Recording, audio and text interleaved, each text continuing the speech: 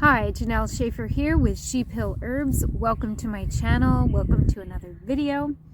And in today's video, I am going to be talking about hyssop. I have another video I made about hyssop last year. It was the first year, actually I did plant hyssop before. I was going to say it was the first year I planted it. First year I planted it at our new property. And it has grown in rather full already. It is an evergreen perennial, like a small bush, and it's a very interesting plant with an interesting history. And I'm going to take you on a journey in my garden with hyssop today. Thanks.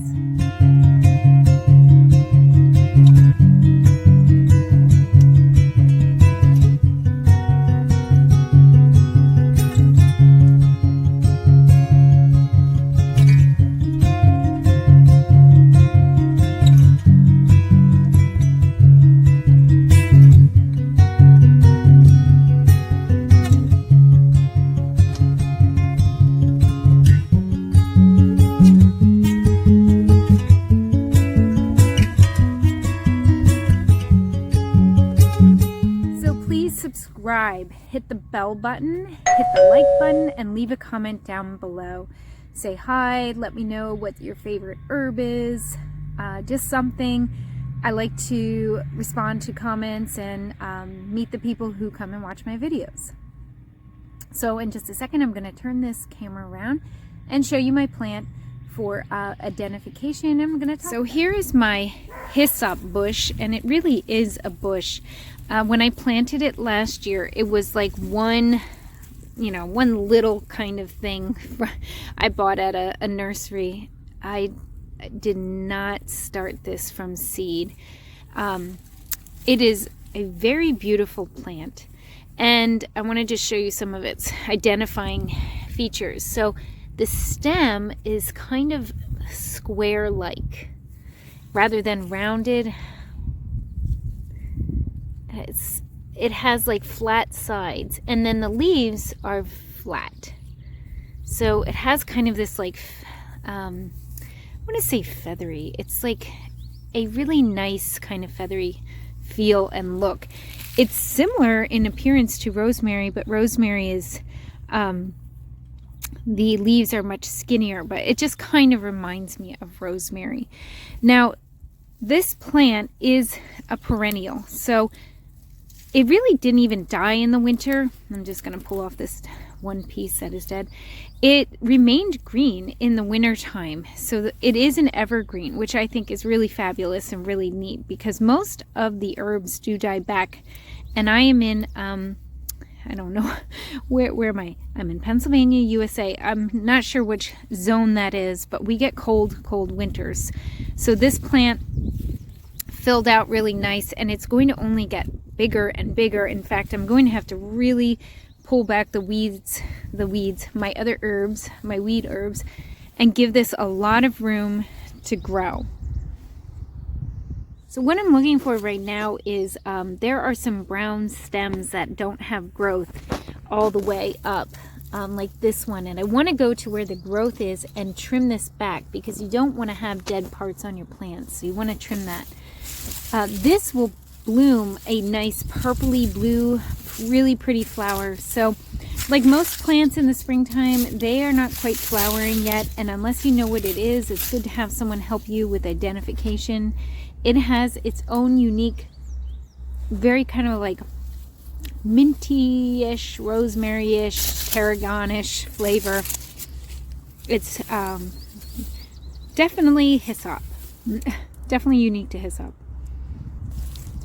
Okay, so I just want to talk a little bit more about this plant and its unique properties and characteristics. So hyssop is known as the holy herb, and it was a holy herb not just for the Israelites, the Jewish people, but also in Greek culture.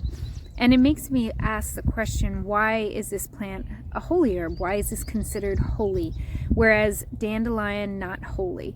This plant lives all year round, and that is kind of maybe part of its charm, that it's available, readily available. So in Bible times, the people think perhaps in Bible times, when Moses received instructions on Mount Sinai, hyssop was part of the instruction as far as using branches of hyssop for cleansing with the blood of clean animals when the people of Israel had sinned and they had to come to the priests. They also had to use these branches of hyssop, and there were other herbs and spices that were given in instruction in the Holy of Holies, in the tent of meeting for the people. And I think perhaps that it was either intuitive or actual instruction passed down, as this is a herb that is a holy herb. And I think we see the differentiation between common herbs that are growing everywhere, and herbs that are a little bit more special. Perhaps when it's flowering, that gives it its more like I want to say kingly or queenly attributes. So also we have in Exodus where hyssop was used to put the blood on the door when the people of Israel were leaving Egypt, and they were given, they were finally allowed to leave. They were told by Moses that they had to put the blood of the lamb on the doorposts, and they used hyssop, a branch of hyssop, to put that on. So hyssop has this like metaphorical cleansing connotation, but it also cleanses physically and actually. So this herb is the purifying herb. It purifies it's like called the breath of air.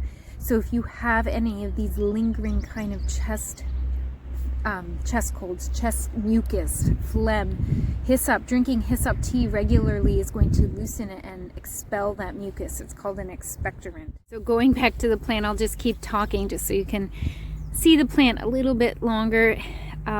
It's a fun plant to touch, but also along with like hyssop, plantain is a herb that has drying capabilities. So if you were drying up mucus and then expelling it with hyssop, you can also combine hyssop with horehound for further expectoration from the lungs. You don't want to keep that kind of mucus in your chest. That's when bacteria can thrive and you can develop like secondary infections. So I think that there is an importance in the breath of life, that breathing, that we want that clean breath. So hyssop is something that is going to cause that, and you can, I'm sure, turn this into a beautiful smudge stick and also burn the smoke for that purpose. So it's a really interesting plant. It's very beautiful. I love how it comes back. It grows, it's hardy, it's bush-like. And I would say get some hyssop seeds. You could also start it from a cutting. Many herbs start from cuttings where you cut the stem at an angle. And you see a stem at an angle. And you stick it in some soil and it'll sprout little hairs. So I hope you enjoyed this video today. I hope you enjoyed learning some more about hyssop. Each year I learn more and more about the plants in my environment and the ones that I plant in my garden. So thanks. So here is my hyssop bush, and it really is a bush. When I planted it last year, it was like one little kind of thing I bought at a nursery. I did not start this from seed. It is a very beautiful plant, and I wanted to show you some of its identifying features. So the stem is kind of square-like rather than rounded. It has like flat sides, and then the leaves are flat. So it has kind of this like I want to say feathery. It's like a really nice kind of feathery feel and look. It's similar in appearance to rosemary, but rosemary is the leaves are much skinnier, but it just kind of reminds me of rosemary. So before you head out, I want to share with you 3 books I've self-published. They are listed in the description down below, and you can link over. They are on Amazon, so check them out. I have a booklet. This is my all you need to know about making herbal tea. It's a great beginner guide. It is about making herbal tea with leaves and flower parts, and it's perfect. It's gonna get you started on herbal teas. Then I also have my children's book, The Story of the Gluten-Free Kid. This was written by me and illustrated with the help of my kids, and perfect for anybody who has any gluten-free kids. A really fun story that will help them not feel so alone. And then the third book is my Mommy and Me journaling activities for love and serenity, and art journaling activities, I should have said. This is to be done with an art journal or an art notebook, and it is basically activities. So you have the still life activity, you have the doodle activity, you have, it's called the I am activity. So my 3 books on Amazon, link from the description. Help me out. Thanks so much.